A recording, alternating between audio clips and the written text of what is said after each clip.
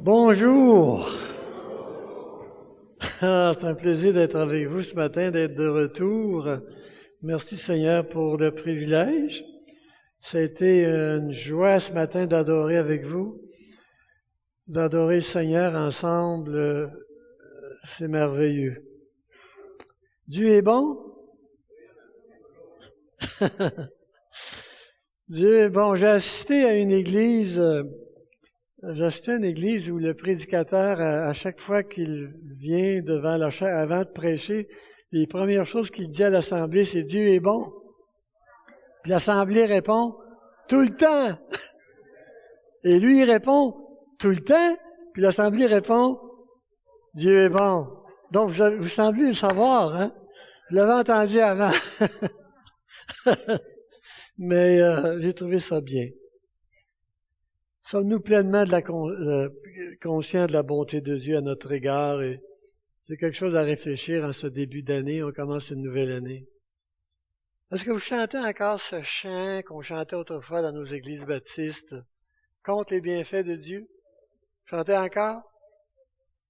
Contre les bienfaits de Dieu, mets-les tous devant tes yeux et tu verras en adorant combien le nombre en est grand. Si grand qu'on ne peut pas y compter. Hein. À la fin de l'année, pas l'année passée, à la fin de l'année 2024, j'écoutais sur YouTube un homme d'affaires qui s'adressait à un groupe de gens. C'était un Iranien qui a immigré ici avec totalement rien, puis il racontait les succès énormes qu'il a connus en affaires ici aux États-Unis. Et puis à la fin de son allocution, il leur dit « Savez-vous de quoi j'ai le plus peur dans ma vie? » Et puis il leur dit « Non, vous ne savez pas. C'est pas ci, c'est pas ça. Ce que j'ai le plus peur dans ma vie, c'est de perdre la faveur de Dieu. Ce que j'ai le plus peur dans ma vie, c'est de perdre la faveur de Dieu. » Il reconnaissait que tous ses succès venaient de la faveur de Dieu sur sa vie. Ça m'a tellement interpellé que l'année passée, pendant toute l'année, c'était ma prière. « Seigneur, dans ta grâce, ne m'enlève jamais ta faveur. Seigneur, ne m'enlève pas ta faveur. Ne me l'enlève pas à moi, ne l'enlève pas à mes enfants, ne l'enlève pas à ma famille. Je dis, Seigneur, châtie-moi, discipline-moi, mais ne m'enlève pas ta faveur, je t'en prie. » Cette année, en début d'année, le Seigneur m'a donné une autre prière et elle est tirée du psaume 61 qui dit « Seigneur, ordonne à ton amour et à ta fidélité de prendre soin de moi. » Seigneur, ordonne à ton amour et à ta fidélité de prendre soin de moi. Alors, c'est ma prière pour l'année 2026. Seigneur, ordonne à ton amour et à ta fidélité de prendre soin de moi, de prendre soin de mes enfants, de prendre soin de ma famille. Et il va le faire parce qu'il est bon. Alors, on peut dire oui, Dieu est bon tout le temps. Ben, c'était ma petite capsule sur la bonté de Dieu en introduction ce matin pour l'année 2026. Alors, on va venir au message que j'avais pour vous ce matin et on va tourner dans l'Évangile de Jean. Vous avez déjà vu dans le bulletin que c'est la suite de ce que j'ai apporté ici depuis les quelques fois que je suis venu dans les cours des 2 dernières années. Alors, c'est ce texte où on lit qu'après le repas, Jésus s'adressa à Simon-Pierre et tu peux tourner, Sophia. Bon, là, on lit le texte. J'ai ma fille avec moi, c'est mon conducteur. C'est elle qui m'a conduit ce matin pendant que je pouvais me reposer un peu en m'en. Et puis, c'est elle qui s'occupe de mon PowerPoint et je suis béni d'avoir une fille comme Sophia qui aime le Seigneur, qui est consacrée à Dieu, puis qui aime son Père. Qui aime son Père, ça c'est important. Alors, après le repas, Jésus s'adressa à Simon-Pierre. « Simon, fils de Jean, m'aimes-tu plus que ne le font ceux-ci? » « Oui, Seigneur, répondit-il. Tu connais mon amour pour toi. » Et Jésus lui dit, « Prends soin de mes agneaux. » Il lui demande une deuxième fois, « Simon, fils de Jean, m'aimes-tu? » Oui, Seigneur, lui répondit Simon, tu connais mon amour pour toi. Jésus lui dit, nourris mes brebis. Jésus lui demande une troisième fois, Simon, fils de Jean, as-tu de l'amour pour moi? Et là, Pierre fut peiné parce que c'était la troisième fois que Jésus lui demandait, as-tu de l'amour pour moi? Il lui répondit, Seigneur, tu sais tout. Tu sais que j'ai de l'amour pour toi. Et Jésus lui dit, prends soin de mes brebis. S'il y a une chose qui transpire de ce texte-là qui est clair, c'est que Jésus veut que l'apôtre Pierre l'aime. Et il veut qu'il l'aime parce qu'il l'aime. Jésus veut que Pierre l'aime parce que Jésus l'aime. Mais est-ce différent pour nous? Le Seigneur ne nous aime pas tout autant. On dit dans l'Apocalypse, au chapitre 1, verset 5, « À celui qui nous aime, qui nous a délivrés de nos péchés par son sang. » Le Seigneur a fait ça pour nous, comme il l'a fait pour Pierre. Et autant il veut que Pierre l'aime, autant il veut que nous l'aimions, parce que nous avons été pardonnés beaucoup. Donc la question se repose encore ce matin. Jésus nous l'adresse à nous. Il nomme mon nom, puis il dit, m'aimes-tu? Et en toute honnêteté, qu'est-ce que je réponds? Ça peut être une question embarrassante parce que, vous savez, c'est difficile de dire à quelqu'un qu'on l'aime si notre relation avec cette personne-là ne le démontre pas.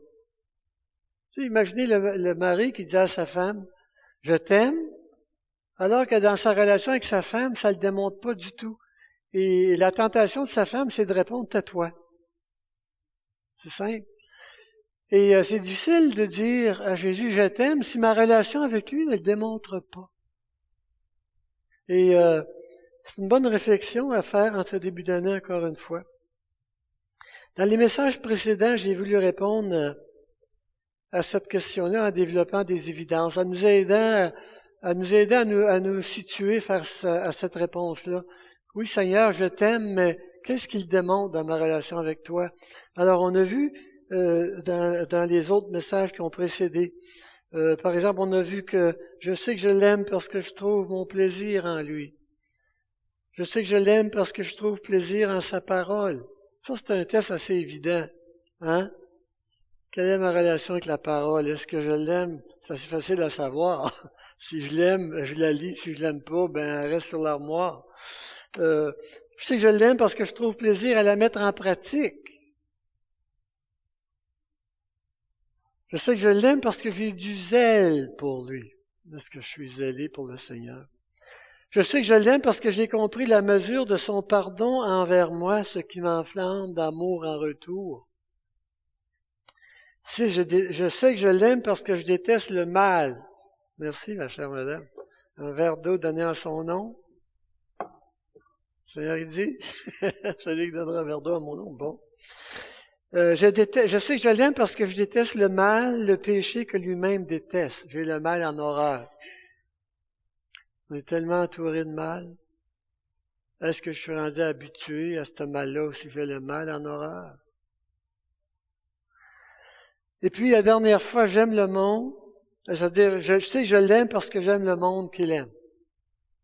Vous vous souvenez? Ce matin, je vais donner suite en complétant cette 7e évidence que j'ai traitée en disant, je sais que je l'aime parce que j'aime le monde qu'il aime, suite. C'est vraiment la suite de la dernière fois.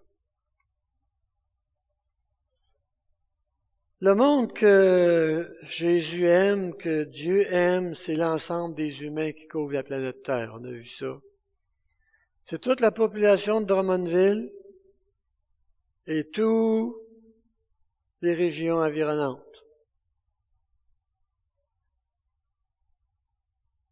On parle ici d'évangéliser notre milieu, ou dans notre milieu. Et dans mon dernier message, j'ai développé une partie du texte de Paul dans 2 Corinthiens. On va le remettre sur l'écran. Connaissant donc la crainte du Seigneur, nous cherchons à convaincre les hommes. Car l'amour de Christ nous presse, parce que nous estimons que si un seul est mort pour tous, tous sont morts. Nous faisons donc les fonctions d'ambassadeurs pour Christ, comme si Dieu exhortait par nous. Nous vous en supplions au nom de Christ. Soyez réconciliés avec Dieu. Et dans ce texte-là, le Seigneur nous donne deux raisons pourquoi nous devons nous engager dans cette grande mission d'annoncer l'Évangile dans notre milieu et de le faire avec un fardeau, avec un cœur qui supplie les gens de croire au Seigneur Jésus. La première, c'est celle qu'on a développée la dernière fois.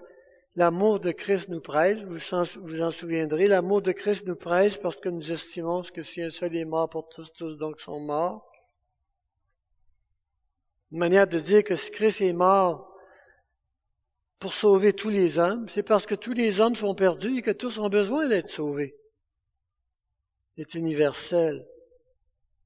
Donc l'amour de Christ pour nous, et en nous, elle nous presse, comme je disais, avec supplication, à vouloir que les gens comprennent et apporter un évangile qu'on veut qu'ils comprennent, dans lequel ils vont croire pour être sauvés.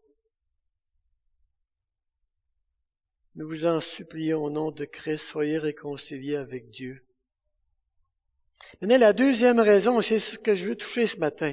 La deuxième raison, c'est connaissant la crainte du Seigneur, nous cherchons à convaincre les hommes. Connaissant la crainte du Seigneur, nous cherchons à convaincre les hommes.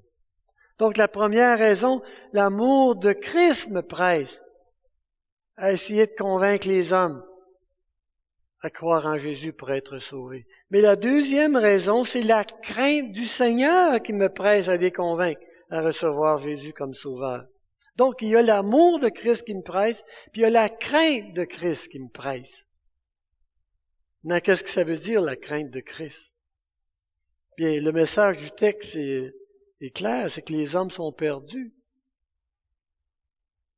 qu'ils doivent être réconciliés avec Dieu par Jésus-Christ, et c'est notre mission qui est celle de les supplier à le faire, pourquoi? Parce que nous connaissons la crainte de Christ. Nous sommes les seuls, les enfants de Dieu, à connaître la crainte de Christ. La crainte du Seigneur réfère au jugement à venir. Il y a un jugement à venir, il y a un jugement terrible à venir. Il y a un jugement terrible qui attend tous les incroyants de la planète. Et quand je parle d'incroyants, je veux dire ceux qui n'auront pas cru et qui n'auront pas mis leur confiance en Jésus-Christ seul pour leur salut et pour la vie éternelle. Et pour tous ceux-là, c'est la colère de Dieu qui les attend. C'est ça qu'on doit comprendre à la base de notre mission d'évangélisation. L'horreur qui attend les gens qui sont pas sauvés.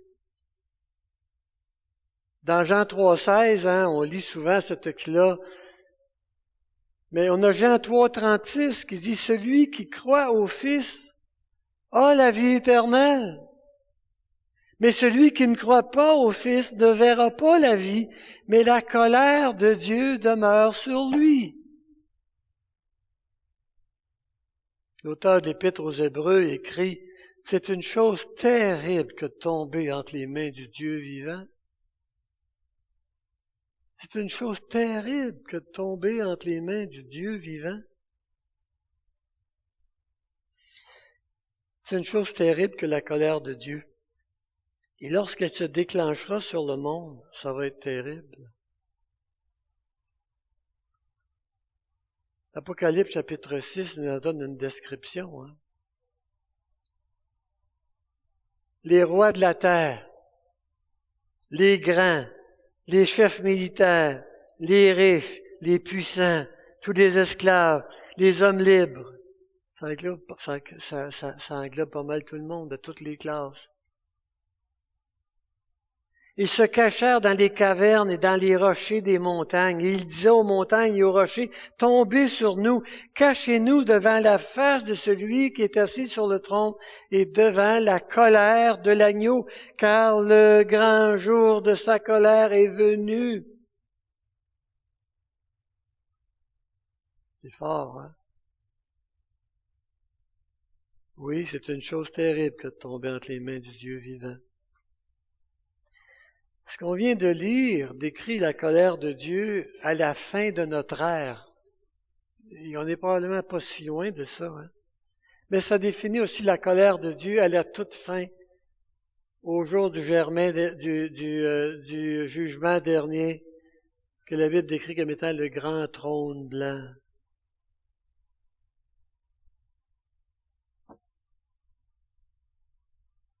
Tout cela pour dire qu'il y a un jugement à venir pour les gens qui sont perdus. Un jugement qui sera sans miséricorde.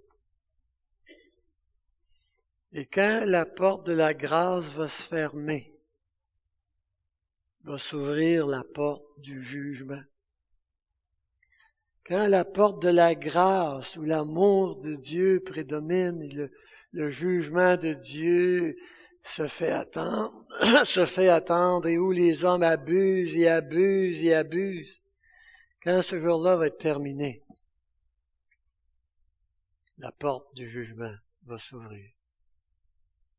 On doit savoir ça, puis on doit comprendre ça. Si on veut être capable d'apporter l'Évangile comme on doit le faire et de convaincre les gens de ce qui les attend. Je reconnais que l'enfer, c'est un sujet lourd à traiter. À mon avis, la doctrine de l'enfer, c'est la doctrine la plus difficile de toute la Bible. C'est un sujet qu'on préférait éviter. C'est un sujet qu'on préférait pas croire. C'est un sujet qu'on préférait même qu'il n'existe pas. Mais on ne peut pas l'éviter. Parce qu'il fait partie de l'Évangile. La parole de Dieu nous parle de l'enfer.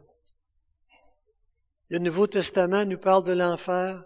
Jésus nous parle de l'enfer. Les apôtres nous parlent de l'enfer. On ne peut pas l'éviter.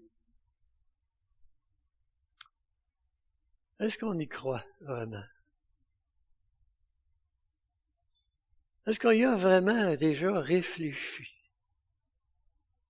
C'est quoi? Qu'est-ce que ça implique?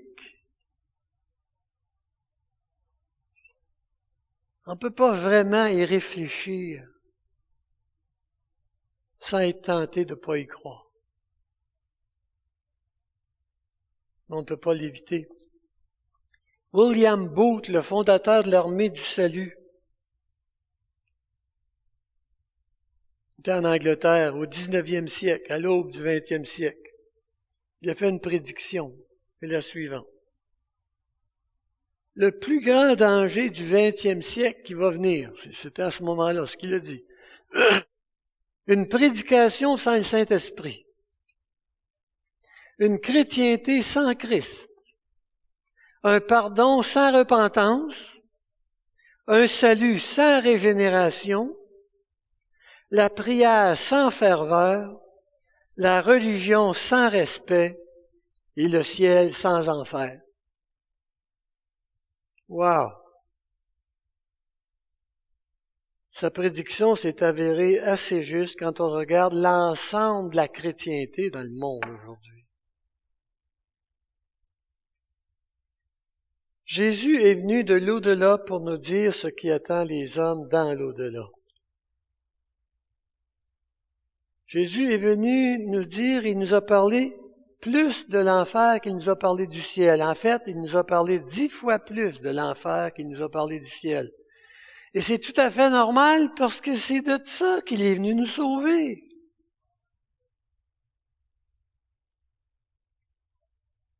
Jean 3,16 nous dit que Dieu a tant aimé le monde qu'il a donné son Fils unique. Pourquoi? Afin que le monde ne périsse point, afin que le monde soit sauvé de la perdition, afin que le monde soit sauvé de cet enfer. S'il n'y avait pas d'enfer, Jésus ne serait pas venu.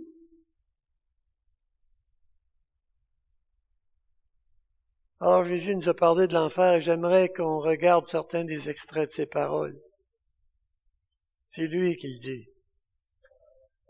Matthieu 13. Le Fils de l'homme enverra ses anges qui arracheront de son royaume tous les scandales et ceux qui commettent l'iniquité. Ils les jetteront dans la fournaise ardente où il y aura des pleurs et des grincements de dents. Matthieu 22. Alors le roi dit au serviteur, liez-lui les pieds et les mains et jetez-le dans les ténèbres du dehors où il y aura des pleurs et des grincements de dents. Matthieu 25. Ensuite, il dira à ceux qui seront à sa gauche, retirez-vous de moi, maudits, allez dans le feu éternel qui a été préparé pour le diable et pour ses anges, et ceux-ci iront au châtiment éternel, mais les justes à la vie éternelle. Et aujourd'hui, il y a tout un mouvement qui veut dire, éternel, ça veut pas dire éternel, c'est un temps. Oui, mais si ça veut pas dire éternel pour ceux qui sont au châtiment éternel, ça veut pas dire éternel pour ceux qui vont à la vie éternelle non plus. Dans Luc, dans le séjour des morts, il leva les yeux et tandis qu'il était en proie au tourment, il s'écria, « Père Abraham, aie pitié de moi, envoie Lazare pour qu'il trempe le bout de son doigt dans l'eau et me rafraîchisse la langue, car je souffre cruellement dans cette flamme.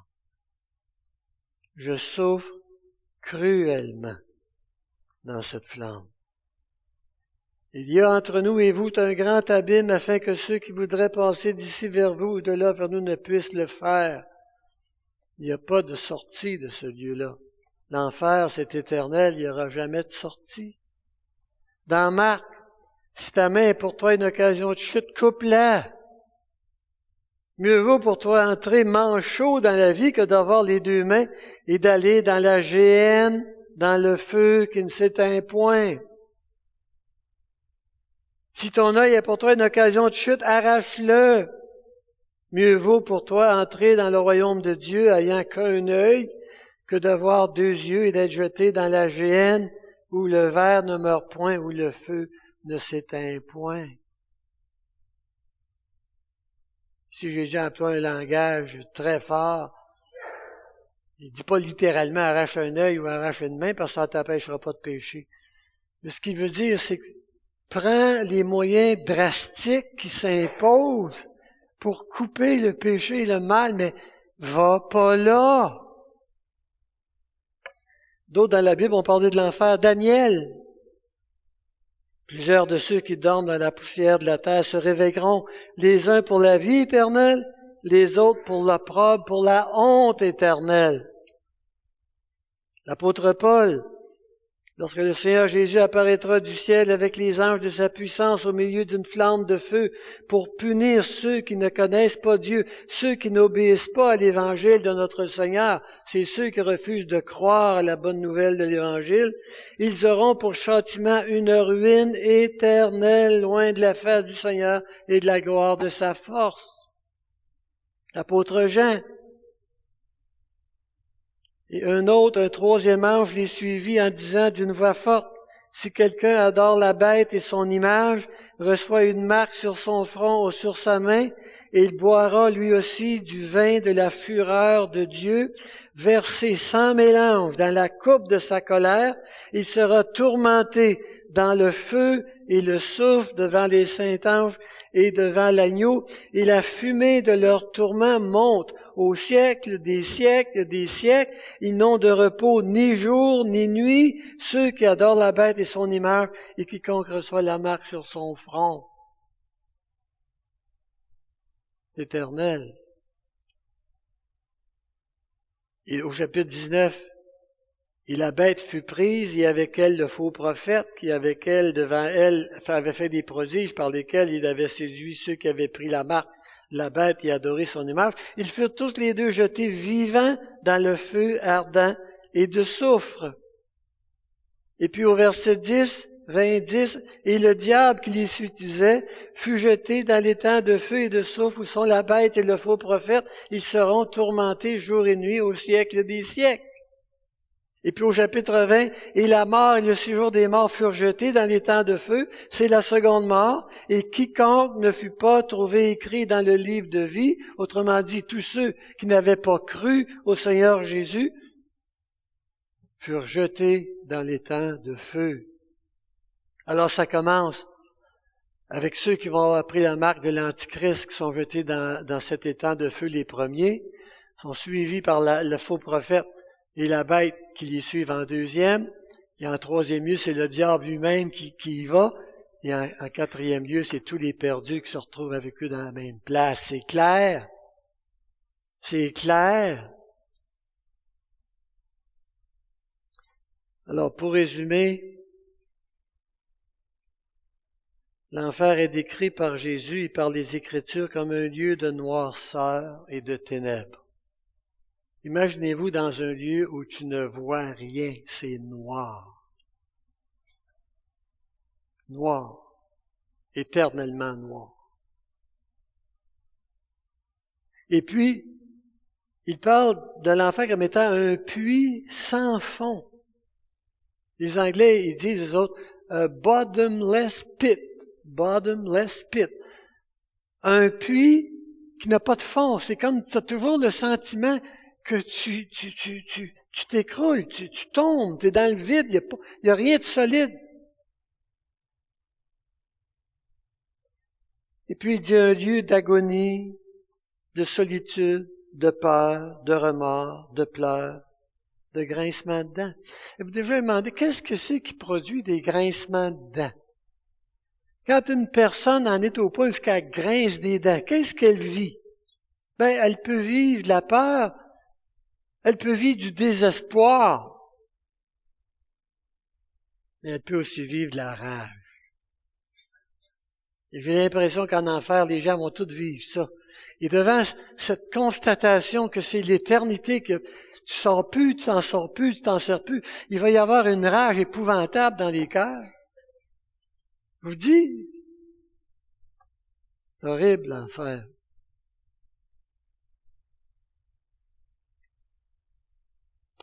Comme j'ai dit tout à l'heure, la doctrine de l'enfer, c'est une doctrine difficile parce qu'elle nous dépasse complètement. Elle va bien au-delà de notre capacité de comprendre. Elle va au-delà de notre bon sens et elle va au-delà de notre niveau d'acceptabilité. C'est pourquoi il y en a plusieurs qui refusent d'y croire. Il y a plus en plus de chrétiens qui refusent d'y croire, même des chrétiens évangéliques qui renoncent à y croire. Et beaucoup, tout en acceptant un enfer, mais un enfer pour un temps, ils ne croient plus à un enfer éternel. Et la raison qu'on refuse d'y croire, c'est qu'on dit qu'un enfer éternel, c'est pas compatible avec l'amour et la bonté de Dieu. Un Dieu d'amour ne peut pas faire ça. C'est ça qu'on dit. Et ces gens font le choix de miser sur l'amour et la bonté de Dieu aux dépens de sa justice et de sa sainteté. Et en faisant cela, ils négligent la croix. Ils oublient que l'amour de Dieu, dans son infinie grandeur, a été manifesté à la croix. La bonté et l'amour de Dieu ont été manifestés à la croix.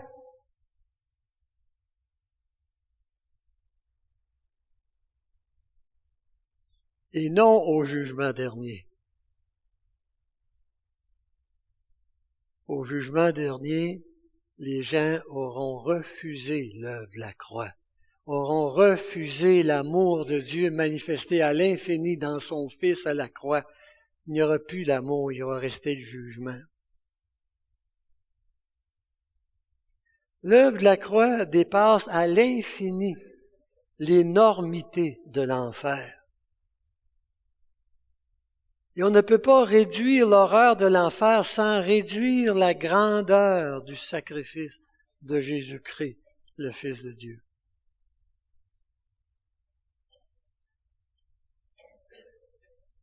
Celui qui met en doute un enfer éternel priorise ses émotions sur la vérité de la parole de Dieu.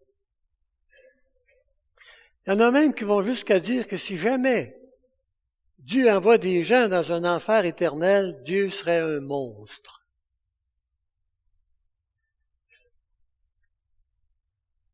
C'est ce qui arrive quand on fait passer sa pensée humaine et ses émotions humaines avant la parole de Dieu. Mais comme on l'a vu, Jésus a clairement enseigné que l'enfer est un lieu de souffrance éternelle, et même que Daniel l'a enseigné, et Paul l'a enseigné, et Jean l'a enseigné, de sorte que même si ça dépasse notre compréhension, nous sommes contraints d'y croire, nous sommes obligés d'y croire. Et dans la mesure où on va le croire, dans la même mesure, on va avoir compassion des gens qu'on aime, puis des gens qui sont autour. Et dans la même mesure, on va sentir cette pression qui nous pousse à ouvrir la bouche et à faire tout ce qu'on peut pour qu'ils soient sauvés. C'est pourquoi Paul dit dans 2 Corinthiens, nous faisons donc les fonctions d'ambassadeurs pour Christ comme si Dieu exhortait par nous, nous vous en supplions au nom de Christ. Soyez réconciliés avec Dieu, soyez épargnés de ce sort éternel qui vient. Tout a été accompli, il faut juste croire et le recevoir, mais sinon,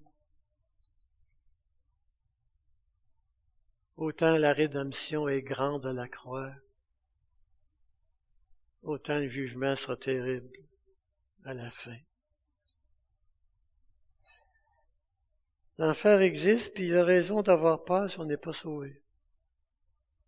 On a raison d'avoir peur si on n'est pas sauvé. Je me souviens quand j'étais enfant à l'école, puis ceux qui avaient mon âge devaient comprendre ce que je veux dire. On avait un gros catéchisme à imager. Puis dans ce catéchisme-là, il y avait une image de l'enfer. Puis il y avait le diable avec sa fourche, et puis il y avait les âmes qui souffraient, et les flammes. L'image n'apparaît pas. Elle est là. D'habitude, je le vois là derrière. Ah oui, c'est vrai, je regarde pas à bonne place. OK. Mais c'était une image comme celle-là, avec cette horloge en arrière qui disait « Toujours, jamais, toujours, jamais. Toujours rester, jamais sortir, toujours rester, jamais sortir. » L'Église catholique avait beaucoup d'erreurs, mais elle avait raison sur sa doctrine du jugement et de l'enfer. Je me souviens comme enfant, j'allais regarder ces images-là dans le catéchisme les jours de pluie à l'école, parce qu'on ne pouvait pas sortir pour aller jouer. Et j'étais saisi de peur à la pensée que je pourrais être là un jour. J'essayais d'imaginer que ça veut dire toujours jamais, toujours jamais. Ça dépassait ma compréhension, puis ça le dépasse toujours. Mais wow, que j'avais peur.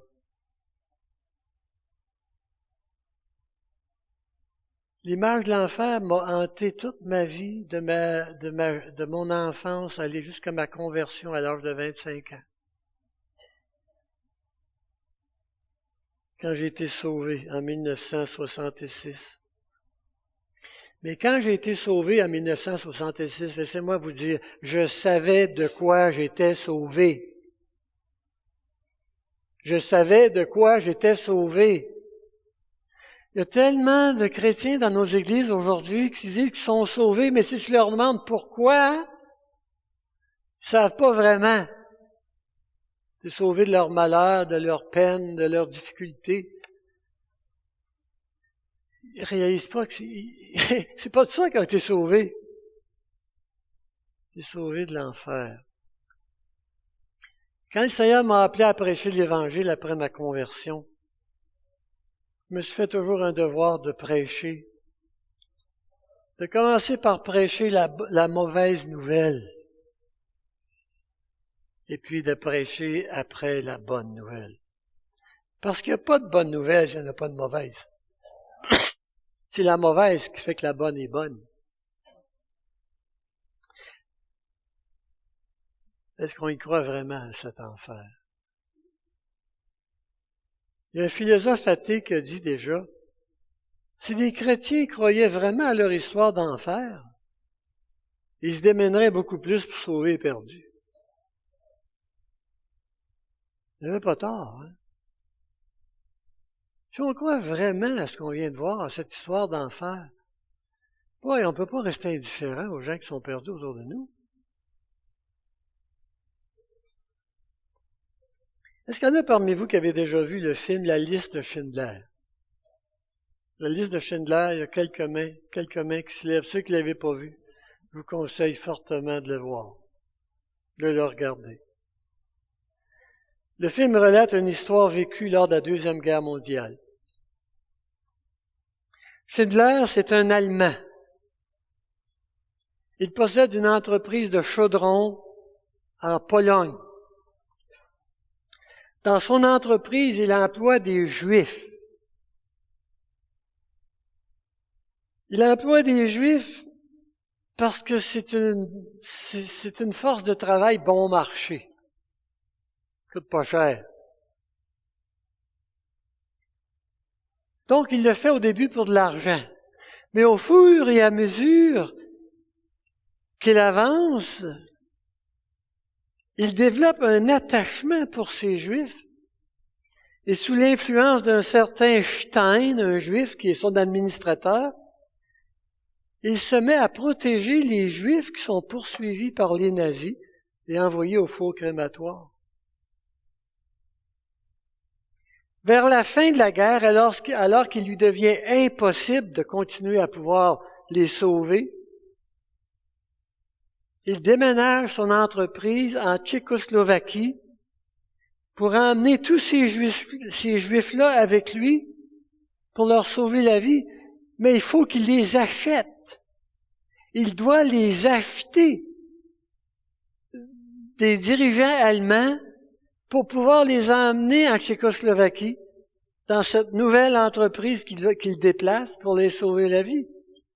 Et c'est là qu'il va demander à cet homme Stein, il va lui demander de lui fournir une liste de Juifs à acheter. Et c'est de là que vient le titre du film, La liste de Schindler.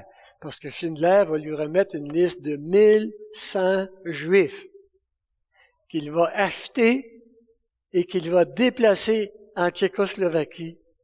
Et ainsi, il va les sauver des fours crématoires et il va leur sauver la vie.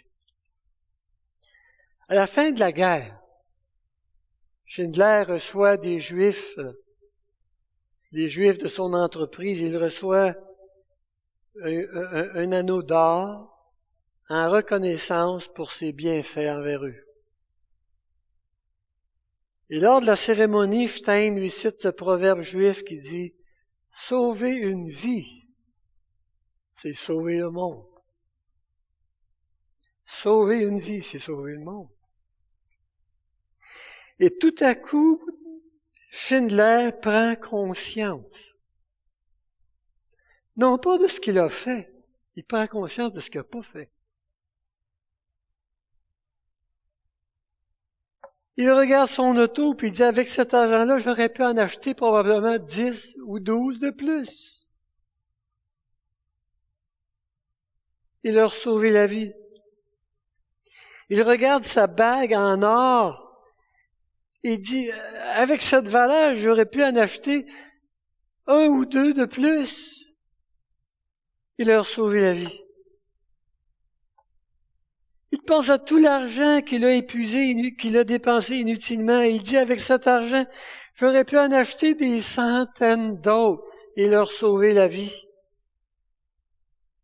Et là, il éclate en sanglots et il pleure à grosses larmes et il est torturé dans son agonie.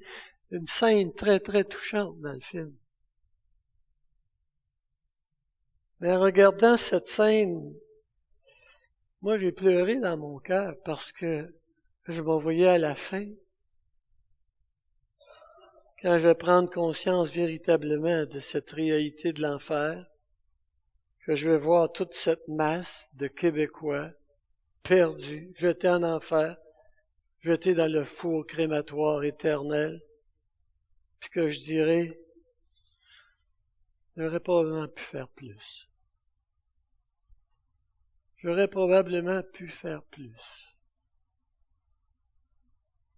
J'aurais pu faire plus pour ouvrir ma bouche et parler de l'Évangile aux gens qui m'entouraient ou qui croisaient. J'aurais pu faire plus pour que plus de Québécois soient sauvés et soient au ciel. J'aurais pu faire plus pour que plus soient sauvés. Combien aurons-nous contribué à sauver de cet enfer?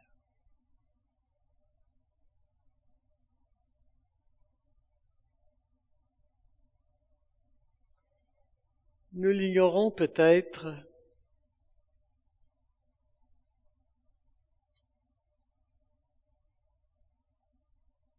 mais il y a un certain nombre probablement de personnes autour de nous qui cherchent et qui attendent que quelqu'un leur apporte la bonne nouvelle. J'ai jamais oublié une lettre que j'ai reçue un jour d'une femme de Saint-Éphrem de Beauce. C'était en 1980. Je l'avais rencontrée à l'église baptiste de Saint-Georges un dimanche quand j'étais venu prêcher dans l'église. Elle s'appelait Albina Roy. J'ai toujours conservé sa lettre et voici ce qu'elle disait. L'an dernier, en mars 1979, M. Léon Nantel de Thetford Mine arrive ici pour me vendre des produits pour faire des soupes. Familex à l'époque. Il me parla peu de ses produits, mais il me parla de la parole de Dieu et je trouvais ça dur. Plus de Sainte Vierge, plus de Sacré-Cœur de Jésus. J'avais fait construire une grotte spéciale pour y déposer mon beau Sacré-Cœur. Il y avait 4 pieds d'eau. Il me quitta en disant qu'il reviendrait la semaine suivante et j'aurais aimé autant pas le voir. Mais je suis poli et je lui ai ouvert ma porte par règle la semaine suivante. Et un beau dimanche, il est venu me chercher avec sa douce pour m'amener au culte de l'église de Saint-Georges. Et là, quand j'ai vu et quand j'ai lu que Jésus était mort une fois pour toutes, que j'ai lu les beaux versets bibliques que je voyais sur les murs, j'ai beaucoup pleuré. Je voyais tellement la différence entre l'église catholique de Saint-Éphrem, remplie d'idoles, le naturel que j'avais toujours eu pour mon église s'en alla sans que je le sache. Et là, j'avais hâte le dimanche suivant pour que M. Nantel et Mme Nantel m'amènent de nouveau à l'église chrétienne. Et ça a été fini de retourner à l'église paroissiale de Saint-Éphrem, où j'étais très pratiquante en pratiquant le renouveau charismatique et la rencontre biscum. Et là, il écrit ceci. C'est ça qui est le point. C'était le temps que quelqu'un me parle de la parole. J'avais 74 ans et demi quand j'ai accepté mon sauveur personnel le 10 juin 1979. C'était donc le temps que quelqu'un me parle. Combien il y en a d'albinos qui nous entourent? Des personnes, des hommes, des femmes, dont l'apparence, oh non. Un gros Sacré-Cœur devant la maison, ben non, pas elle. Oh, un religieux, les biscums, pis tête. Ils sont pas intéressés, pas lui, pas elle. Le gros tatoué blasphémateur, ben non, pas lui. Tu peux pas. On ne sait pas. C'était donc le temps que quelqu'un me parle de la parole. Des albinarois, il y en a sûrement autour de nous, mais on ne le saura jamais si on ne parle pas. Combien est-ce qu'il y a de monsieur Nantel qui ont l'Évangile tatoué sur le cœur, puis à chaque fois qu'ils rentrent à quelque part au canton, quelqu'un, ils cherchent une place pour être capable de pousser le message de l'Évangile?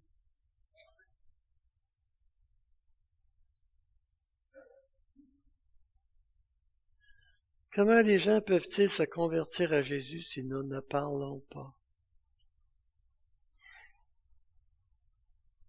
Et comment on va faire pour parler si on ne l'a pas dans le cœur? Si on n'a pas de fardeau? Si on croit plus ou moins à cet enfer? Et si on est indifférent?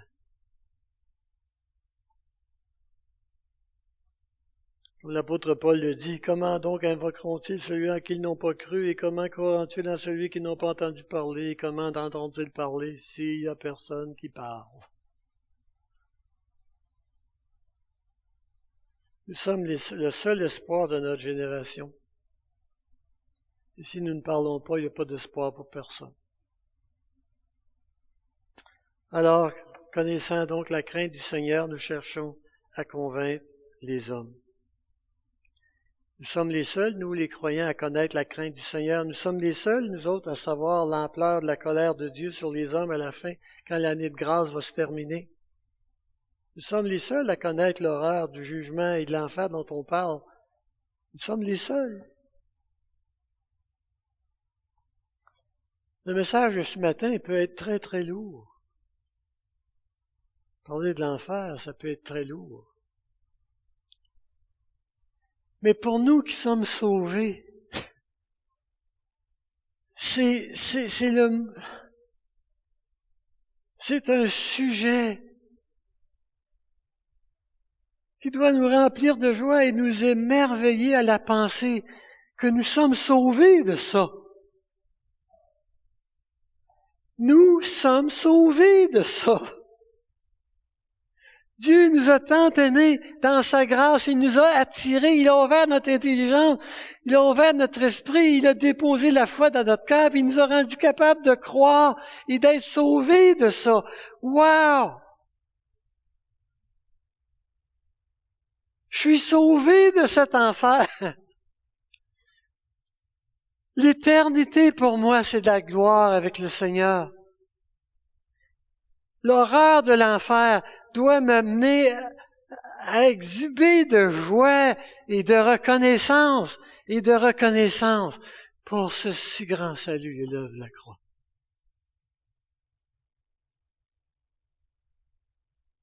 Mais je comprends pour ceux qui ne sont pas sauvés, et s'il y en a parmi vous qui n'êtes pas sauvés ce matin, ça peut être très lourd. S'il y a quelqu'un parmi vous qui n'êtes pas sauvé ce matin, moi je vais dire comme l'apôtre Paul, je vous en supplie. Je vous en supplie au nom de Jésus-Christ qui est mort sur la croix pour vous. Repentez-vous. Changez votre pensée. Croyez à l'amour de Dieu et à la manifestation de son amour sur la croix. Demandez à Jésus de vous sauver. Seigneur Jésus, sauve-moi. C'est aussi simple que ça. Je veux me détourner de mes péchés, je veux me détourner de tout ce qui déplaît à Dieu. Seigneur Jésus, je me repens, sauve-moi. Et Jésus va le faire.